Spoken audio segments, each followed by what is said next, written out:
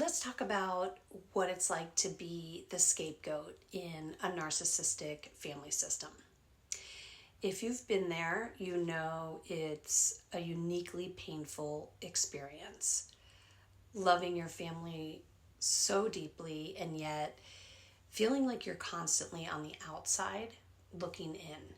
You're the one who sees the unhealthy patterns, the ones that everyone else either ignores or denies. And when you try to address them, when you speak up or you step out of those dynamics, you're met with resistance, dismissal, defensiveness, or outright hostility. You're labeled the black sheep, the one who just doesn't fit in. Even when you take action that someone else in the family has done before on their own behalf, without issue, no problems when they bring it up, when the same or similar request is coming from you, all of a sudden, it's a huge problem. It's a huge ask.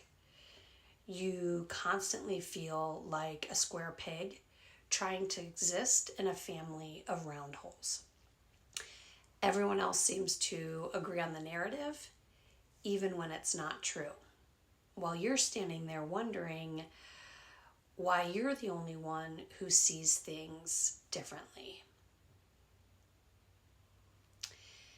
It's heartbreaking because you love them so much. You want to connect, to repair. You want to break the cycles that keep everyone stuck. Deep down, you know it won't work because everyone else is benefiting from the system as it is.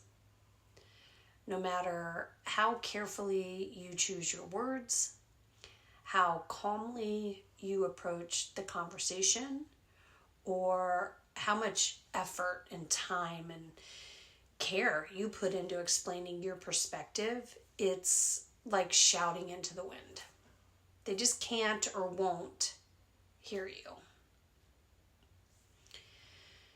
It's especially hard when you realize that you've been holding back for years, maybe your whole life, and you're willing to own your part in that. You haven't spoken up, not fully, because every time you tried, you were shut down. Maybe you were told you're too sensitive or too dramatic, or that you didn't understand what was really happening. Over time, you learned to keep quiet, to bury your feelings, because speaking up only seemed to make things worse. But now you're waking up. You're starting to see what's really going on. You're stepping out of unhealthy patterns that used to feel normal. Patterns like enabling bad behavior, ignoring your own needs, or putting everyone else's comfort above your own. And when you do that, when you start prioritizing your own well-being, it shakes the foundation of the family system. Suddenly you're the bad guy, not because you've actually hurt anyone or done anything, but because you're refusing to play the role that they've assigned to you, and that's enough. You're just not willing to be the scapegoat anymore. Not willing to be the family healer, taking on everyone else's emotions, keeping the peace. Instead, you want healthy, nurturing relationships. Ones built on mutual respect, understanding, and care. And that, in and of itself, is threatening to the family system that thrives on maintaining the status quo. Here's the hardest part to accept. It doesn't matter what you say or how you say it. You can speak with love, with kindness, with every ounce of clarity that you can muster, and it won't change how they see you. In their eyes, you'll still be wrong. You'll still be the one going against the grain. Because in a narcissistic family system, individuality in and of itself is a threat. Being your own person means you're stepping out of the story that they've created about you.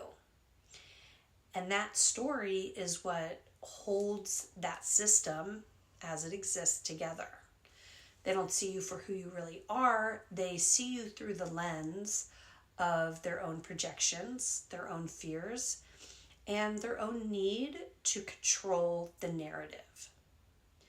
And as painful as it is, you have to accept that they may never understand what you've chosen or why you've chosen to take a step back, why you don't want to center them in your life anymore. But here's what I want you to hear. You're not wrong. You're not bad. You're not selfish for wanting more. More love, more honesty, more authenticity in your relationships. It's okay to grieve, and there will be a lot of grief, grieving those connections that you wish you had, while also creating space in your life for what you deserve. Stepping out of the narcissistic family dynamic is one of the hardest things, if not the hardest thing you'll ever do.